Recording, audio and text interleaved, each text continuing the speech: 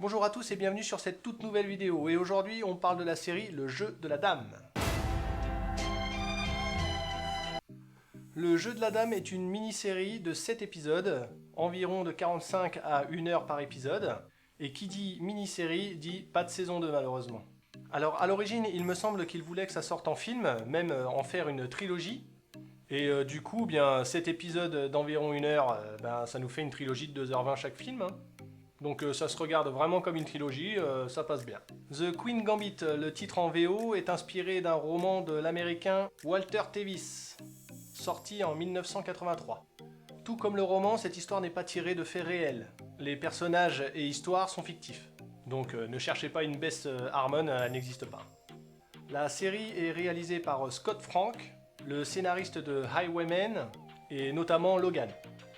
Avec comme actrice principale Anya Taylor-Joy, qui interprète Bess Harmon, qu'on a pu aussi voir dans Witch, Split, Glass et tout dernièrement Les Nouveaux Mutants. Thomas Brody Sangster, vu dans la trilogie Labyrinthe. Billy Camp, vu dans Le Grand Jeu, Red Sparrow et Joker. Alors cette série va essentiellement parler d'échecs. Par exemple, moi je sais jouer aux échecs, je connais les règles, je sais comment on déplace les pions sur l'échiquier.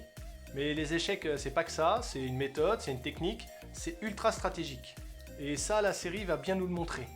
Et limite, ça devient addictif. Bon, sinon ça se passe dans les années 50-60, alors on est plus fin 50 et une bonne partie dans les années 60. Principalement aux États-Unis, mais pas que, on va beaucoup voyager dans cette série. Londres, Paris, Mexico, Moscou.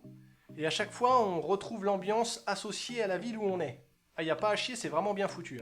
On suit l'histoire d'une orpheline, Bess Harmon, qui à l'âge de 9 ans va se découvrir une passion pour les échecs, et très vite elle va devenir un prodige de la discipline. Elle va tenter de monter les échelons petit à petit jusqu'à devenir la meilleure joueuse du monde. Alors bien entendu, ça va pas être de tout repos, c'est une femme, et à l'époque les femmes, ça joue pas vraiment aux échecs. Elle va aussi avoir sa période d'adolescence, et donc forcément tout ce qui va avec, toutes les addictions aussi qui vont avec. Alors une des forces aussi de la série, c'est qu'on va beaucoup s'intéresser à elle. Et Anya Taylor-Joy est vraiment excellente dans le rôle. On va se rendre compte de sa manière de réfléchir, son intelligence, son adolescence, son comportement vis-à-vis des garçons, son intérêt aussi pour l'alcool, son passé aussi, avec très vite son addiction pour les anxiolytiques, chose d'ailleurs qui va la suivre tout au long de la série. C'est extrêmement bien réalisé et du coup on s'attache vite au personnage. L'enchaînement des parties d'échecs, des adversaires, des tournois est très intéressante. Et puis il y a toujours ce petit truc en plus qui fait que t'as envie de continuer la série quoi. La mise en scène, les décors, la musique, vraiment c'est top. Plus on avance dans l'histoire et plus tu t'aperçois de l'importance de l'évolution du personnage. Les prix qu'elle gagne, le prestige et la classe des endroits qu'elle visite pour les tournois. Et finalement ça nous donne vraiment envie qu'elle continue et qu'elle aille jusqu'au bout. Et d'ailleurs, au niveau de l'évolution, c'est peut-être le seul petit bémol que j'ai sur la série, c'est que pendant un moment, elle n'évolue plus. On en voit un peu sa vie normale. Et limite, ça m'a fait un petit peu chier pendant cette période. Mais bon, après, vous allez me dire, si elle gagne tout d'un coup, il n'y a plus d'intérêt à la série. Et vous auriez sans doute raison. Mais c'est juste que je trouve qu'il y a un petit coup de mou aux 3/4 de la série. Mais bon, de toute façon, c'est que mon avis. Alors, vous l'aurez compris, cette série est une excellente surprise. D'ailleurs, ça me rappelle un peu l'époque de la sortie de Social Network.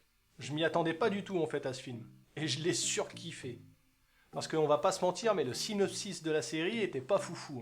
Par contre, c'est vrai que la bande-annonce montrait quelque chose de très quali, très classe, et du coup je me suis laissé tenter. Et je peux vous dire que j'ai bien fait parce que limite à la fin, t'as envie de jouer aux échecs. Parce que filmer des parties d'échecs, rendre ça intéressant, limite excitant, je dis chapeau quand même.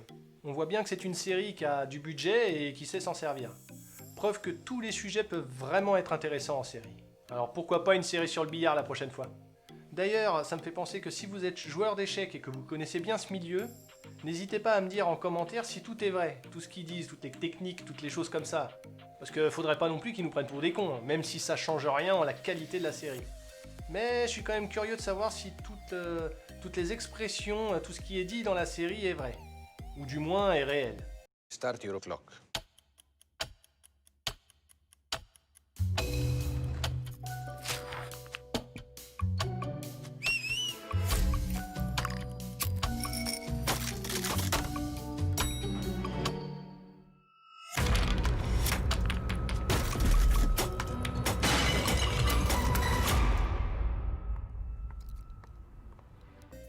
Voilà, c'est tout pour cette vidéo, j'espère qu'elle vous aura plu. Pour ça, n'hésitez pas à lâcher le petit pouce bleu, à laisser des commentaires et à partager la vidéo. On n'hésite pas non plus à me rejoindre sur les réseaux sociaux.